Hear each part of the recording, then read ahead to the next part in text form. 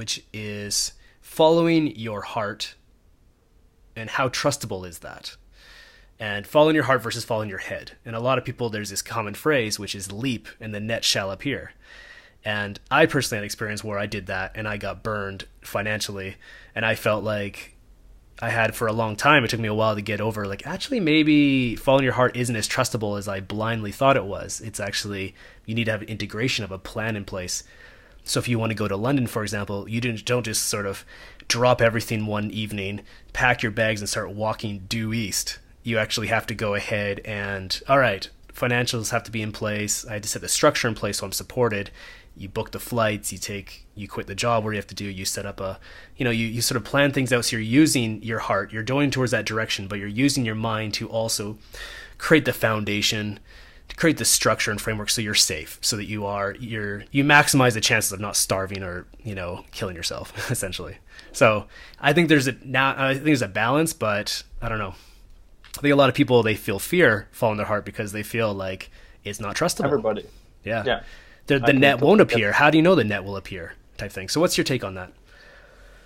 My take on that, I love the way you describe your journey. And I spoke about my values before. One of my 3 main values is individuality. Because I believe that each one of us, as much as I believe that we are all one, talking about cliches and cheesy things, but I believe that each one of us is a beautiful individual. And I believe, you spoke about before about the way schools kill us, and we have the matrix that kills us.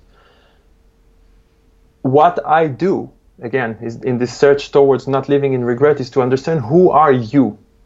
So I don't have a system that I work with people and I tell you, this is what I can't give you an answer right now, tell you like, oh, so this is what you have to do, because every person, the net will appear. It's just you have to make sure that you're jumping the right jump from the right place. As you say, it's for some people it's about really just dropping and going. Some people are very needing the structures. There is so much conditioning also. So the first thing that I do, again, I talked about it before, is cleansing and clearing. We carry so much shit on our back constantly. And the first thing, in order to discover like where the fuck do I need to jump, is to, if you are drinking too much beer, if you are watching too much porn, if you're masturbating too much, if you're hanging constantly with people that that are holding you back, if you're constantly acting as if everything all right and you smile when you're in pain, all these things, we need to let go of them. That's the first thing. After that, because if you do all these things, you don't even know what the fuck, where you want to jump and what you want to do. You forgot. You knew it, but you forgot. So the first thing is to cleanse this, and then the inner voice starts to appear. Data speaks about staying in silence for a long time. So every person is a whole, beautiful, fucked up, complex, crazy, marvelous thing. What is your journey? What I will do, I will put a mirror in front of the person and tell him, you can look at me as the amazing guy who travels the world, No, here's the mirror. Are you willing to take this look at yourself and to remove those masks and to remove all the bullshit?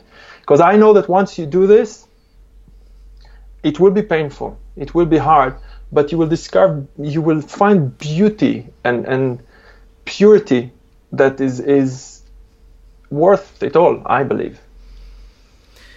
Yeah, and I find also that pain is usually a shedding process. It's not going to stay. It's usually like something you're holding on to, you have to let go of, and it's more like, it feels like an egoic attachment, almost always, more so than, and the truest part of yourself can't be touched, essentially. I think it's always when you let things go, sometimes it's painful, but you're just getting to your truer self. I completely agree with that. I feel like people who are drinking a lot, are jerking off a lot, smoking weed every day, they're basically self-medicating to numb what's coming up. And usually what's happening is that if you're in the wrong place, your body's telling you very obviously that because it's painful, in the wrong relationship, in the wrong job, in the wrong yes whatever. But most people are not aware of this because of the so many years of doing this. And again, I don't want to use the word people doing it, because I fucking do shit as well. You know, I'm not a saint. Nobody's a saint. You know, there are no saints in this world. But it's like, to what level are we having this experience in our lives to limit us from being me? Like, I'm doing all this shit, and where am I in all this? Or I know who I am, and I fail sometimes, and I masturbate sometimes, and I even drink sometimes, and I whatever. But there is a movement from the heart. No, even you? Yeah, of course. Of course. Yeah, whatever. Yeah, there's some people, I think they look at their idols or these people that are authors of books, and they think they're just these machines that never deviate. But come on. I mean, like, I think, you were mentioning, or I looked at your website, and you were described by someone who you're associated with or worked with, that you are beautifully unhinged.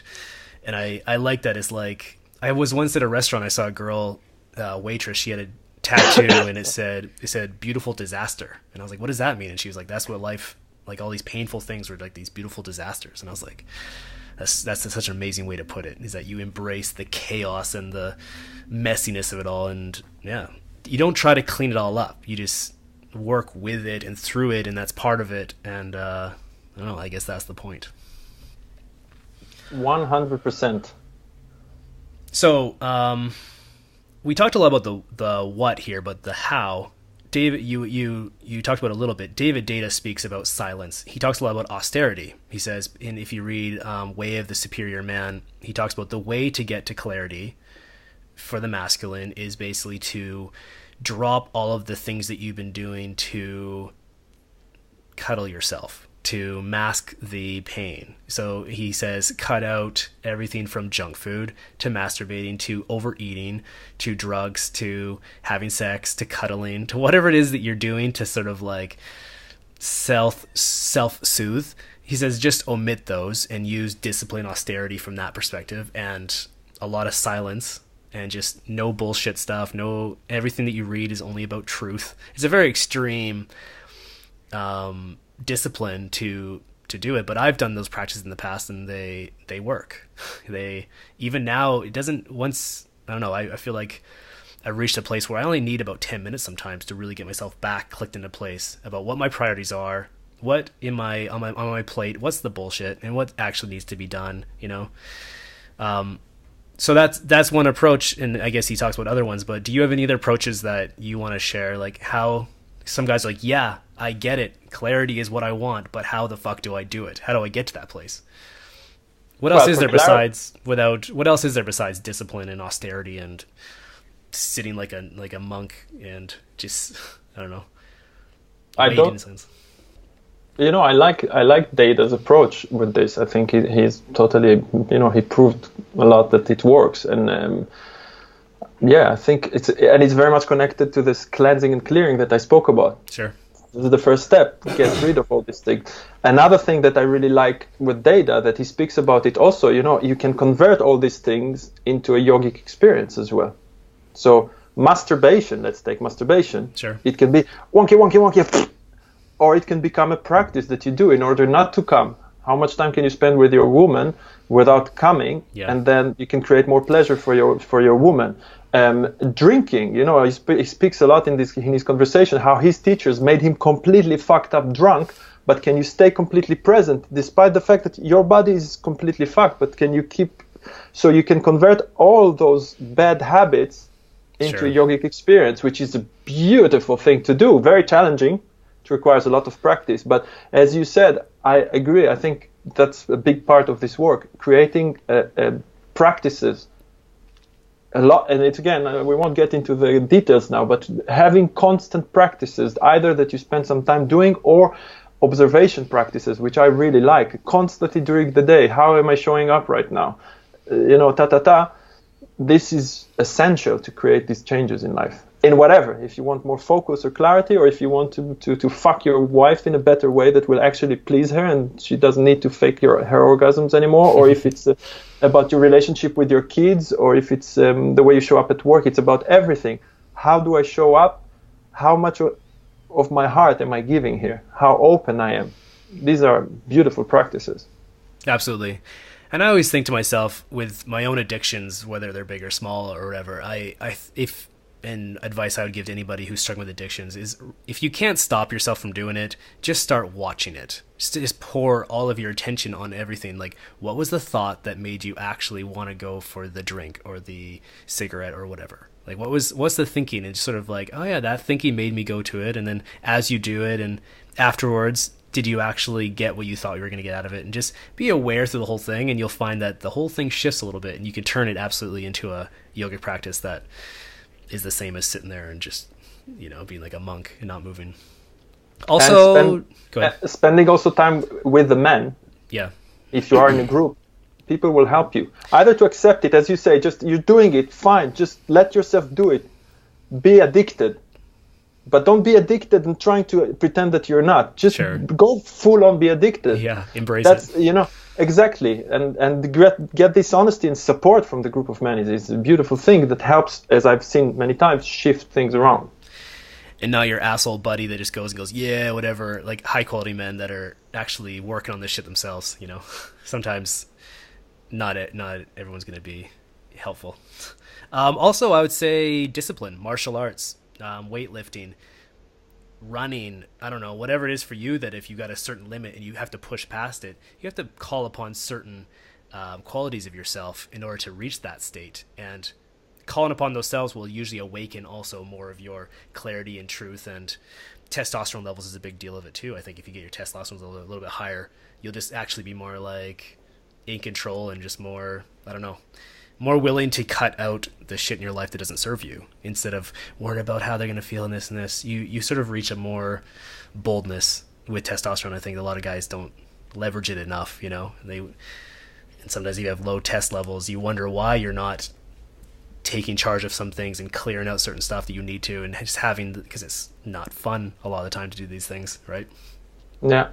It's if I look in general, again, if I have to put it, and I took the two extremes of men that we spoke about before. So for the men who are the no more Mr. the nice guys, for these men, it's usually a lot of work from the hips down, to feel the legs, to really connect with earth, to really stay more grounded. It's a lot of work that we do, embodiment work, which is intense, in order for yourself to because these people are here, so you have to bring the energy down, so to feel more solid, and it's amazing to see. And I'm very much I'm still speaking like that, that's my tendency, and I learned a lot. I'm failing here because I get excited, but I learned, and I see how it impacts my relationship with my wife when I slow down.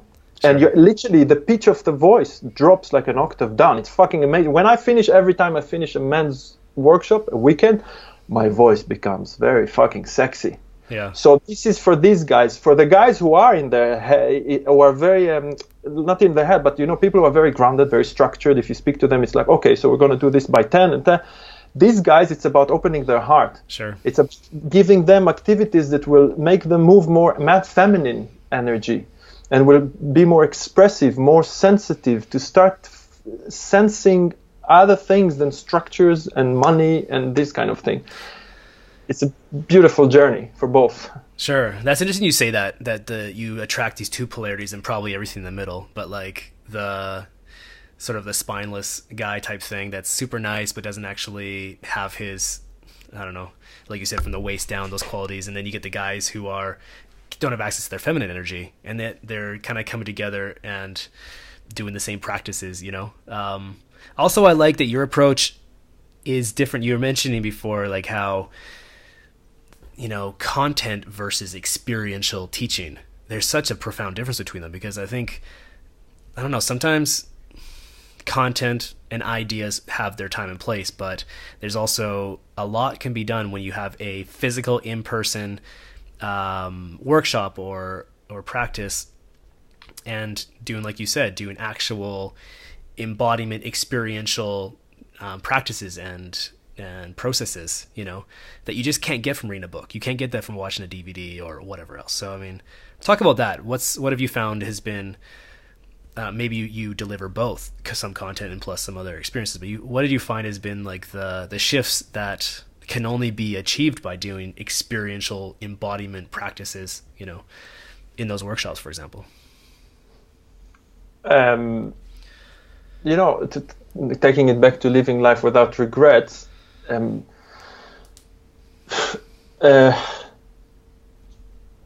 what do we remember in this lifetime? To remember all the information that we received before we die, or do we remember when we went to that trip, or when I did this workshop, or when I opened up the way I've never opened up in front of that person? This is what I believe people remember. At least this is what I remember. So why the fuck do I need to spend? There is so much information going on. Ooh. And everybody's right, and everybody contradicts itself, which means that everybody's wrong. Yet, the new research proves that X, so everybody's doing X, but then it used to be 3 years after, now it's a week after. Oh, but it's wrong. And I had enough of it. It probably, for me, it's a pain that I carry from school. You said schools killed us. I remember when I had to learn for exams in school about what happened on the 29th of October, 1823. I honestly don't give a shit. And even if I remember it, what real value does it? And I believe that we need to know what happened, but why is the focus on that instead of, for example, let's take it to schools, to kids. Why do we learn about what happened on the 29th of whatever in 1829 instead or focusing on that instead of teaching kids how do you change a light bulb? How do you put a shelf straight on the wall? How do you connect without words with another person? Nobody taught me that shit. And then you come out to life and you have to figure life. You have all this information, but real life, we have to figure it out by ourselves. Why? Yeah, I think school's one of the big purposes is to give you a black belt, to make you a fucking ninja at doing shit that you hate.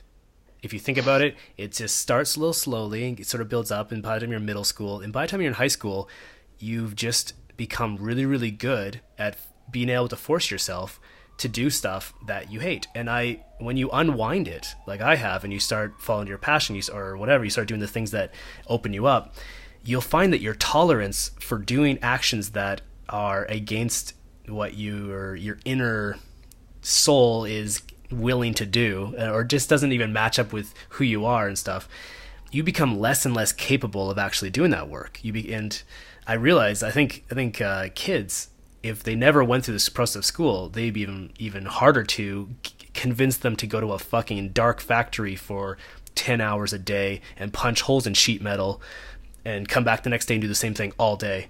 Like, to get people to do that monotonous work, you have to basically groom them. And I think that's a big part of school, is to get you doing projects about bullshit and nonsense that you don't want, but your grades are dependent on it. And then if you get bad grades, it means that you're going to be a fuck up in society and this and this. So like, it's a grooming system to get you to the point where you get kicked out age 18 and you're willing to do shit that you hate and love it and ask for more. Yeah.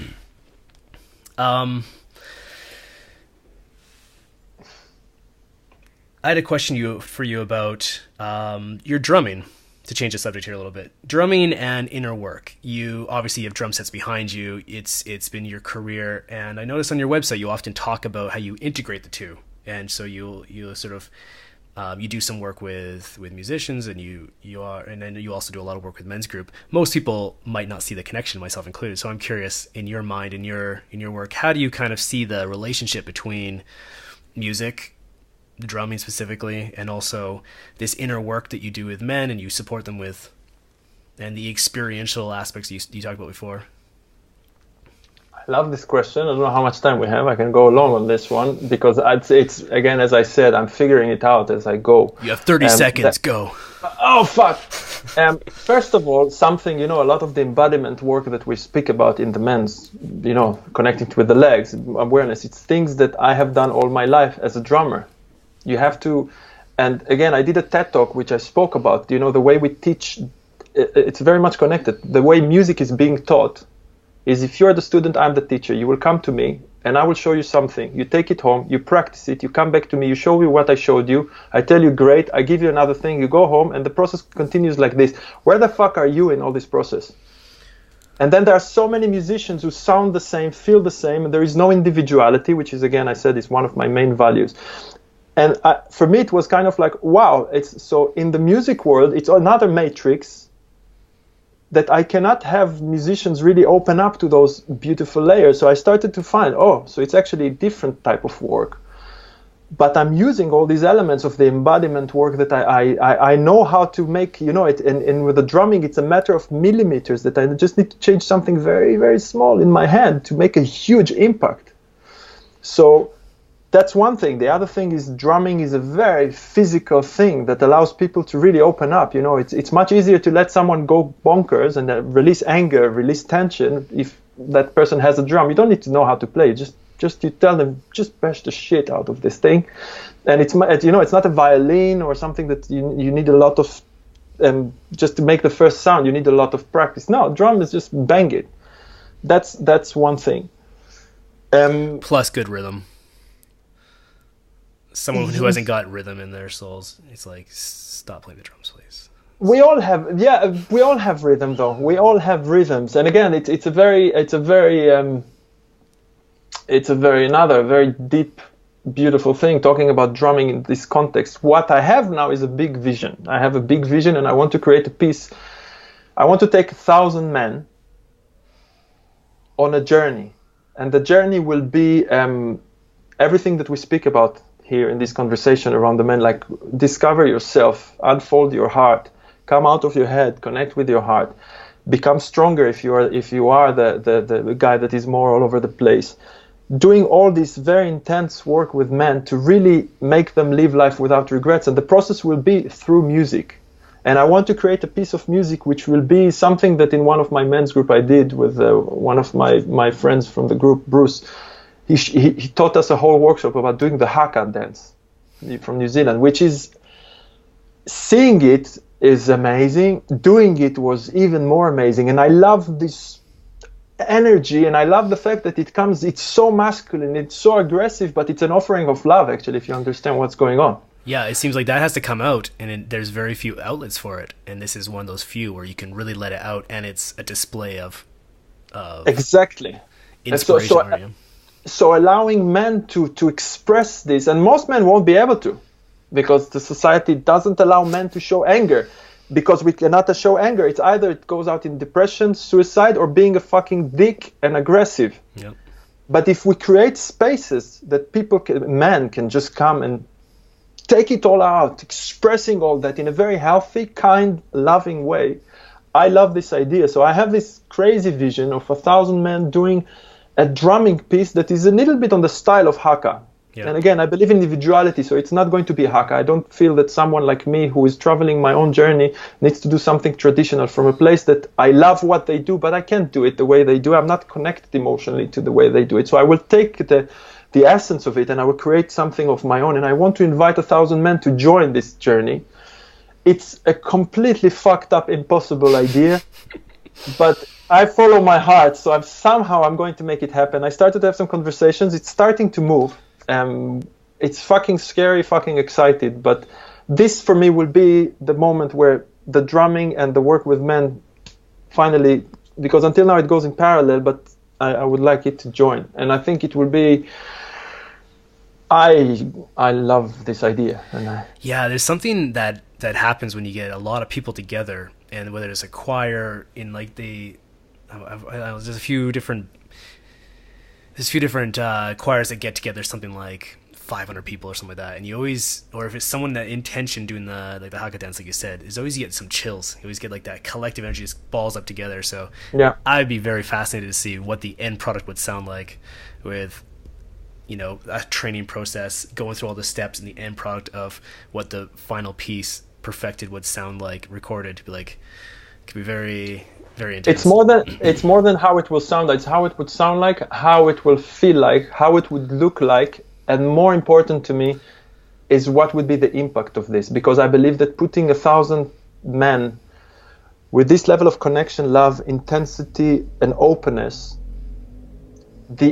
this thing will have an impact. First of all, on these people will come out of this and they will have impact on families, friends, and stuff like this. But just to connect this kind of energy in one space to do something like this. Yeah, no one's doing that these days. No one's actually giving that style of expression. You know, it always seems to be like it's very, you know, it's either rock or it's this category, it's this category, but there's very few that are bringing that, what you're describing. You know, I think in one of our conversations you mentioned the 1,000 rock band in Italy, which I think is fucking amazing what they did. It's I think they got like, for people that don't know, I think you can find this online. I think it's like a Nirvana song or a Metallica song, and they basically got about 300, 500 drummers together and did all jammed out together. I think they're all professional. It was the drummers. It was a rock band, so they had 1,000, I think, musicians, guitar, bass, drums, singers, and they did the first one I saw is Foo Fighters song, and it's so beautiful to see because, as you say, there is something in doing something together which we lose in our world. It's all about me, what, no, fuck you kind of thing. And the shared effort is beautiful. What I want to do, though, that gig of Nirvana and Foo Fighters is cool. It's really cool what they did. I don't want to go to the cool place. I would like to bring people into the deeper layers of life, to go into, to really discover who you are. It's much more than connection. And it's, for me, it's the most important message, which is part of what we are doing here. Men need to know that they have a space where they can feel safe enough. One of my clients told me this week, and I loved what he told me. He said he's confronting now a grief that he never actually allowed himself to express. And he said to me, "I'm strong enough to be weak." Which was like I said, I told you I'm going to fucking quote you on this one. His name is Ed. And it's about creating a space for people, for those who are strong to allow themselves to be weak, for those who are all over the place to get stronger. I think what we are doing here is so important. And I believe that a project like this 1,000 will create also a very big impact to let men know this exists for you. Stop being by yourself. Stop trying to prove that you are wrong. Stop fighting with yourself. Stop judging yourself. Spend time with men who can support you. Spend time with men who would show you better than you can ever see yourself. They can show you all your blind spots. They will support you to be better. They will support you when you're doing amazing successes. They will tell you how amazing you are. They will call you on your bullshit to love you so you can clean that and become even stronger. Your relationship will be better. Your sex life will be better. You will enjoy much more your daily life, your work. You will understand what you're doing here. Life, again, will kick you in the ass constantly. It will fuck you in every hole that you have in your body and will invent some new ones probably. But still, there is walking in this journey of life in a lie and alone and in darkness. And there is walking in life which is scary, which is challenging, but it's beautiful and it's clean and it's light, despite all the challenges. The invitation for what we're doing here and for what I want to do with this project is for men to know that it exists, because most men don't know. Preach, Yaron, preach. Yeah, fuck that, man. Sorry if it was too much, but I really believe in that, and I have strong... It was not too much. It was not enough, actually. No, I was kidding. No, I absolutely, and I couldn't have said it better myself. And also, yeah, once you go to that place, you realize that it's not that scary. It's not that bad. It's actually really amazing, and you don't get punished for it. And suddenly, but you have to go through those stages of actually like doing something that you've never done before and exposing yourself in that way, expressing yourself in that way, and then once you do, you're free like a bird. Yeah, full expression is one of my core values that I always embody and stuff. So I'm always like, I constantly am just sort of saying, no, express it fully. Now's your chance. Let it all out. That's what life's all about. Yaron, this has been a pleasure to speak with you, to dive into your brain, into your insight, into your energy. And how can people find you? The easiest places are, you have my website, which is www.yaronengler.com. You can find me also YARONENGLER.com. Yeah. Yep. Yes. And the same, you can find me on Facebook. So if you put my name on Facebook, I will pop up. And just type that bitch in and press enter, yeah. Yeah, I don't know how many Yaron Englers are there in the world, but probably not too many. So you can find me. Yeah. Well, again, a million thanks. I really appreciate your time here today, sharing this with us. I think it's been a very helpful, enlightening conversation. It's been a pure pleasure. Thank you for the chance to spread the word, and keep doing what you do, because it's fucking important. So thank you. Yeah, man. Great. Great. Have a good one. Also, yeah, you mentioned you have something coming up these next few days. You have a workshop coming up, right? Yeah, well, next, where are we in April? So in May, 6th of May, for anybody in London who is interested in all these things that we have done, I'm doing a full day workshop in May in London. So the details are on my website. Feel free to get in touch. I'm more than happy to, answer questions. And the men's groups are running. I have online groups and I have groups that are meeting in London. So, if you're interested in that, the information is on the website. And you have any questions? Yeah, just go to the website, ask Yaron some questions, where you're at, and we'll go from there. Cool. Thanks a lot. Appreciate it. Until next time. Thank you. All right. Have a good one, man. Been a pleasure. Ciao. Bye. Bye-bye.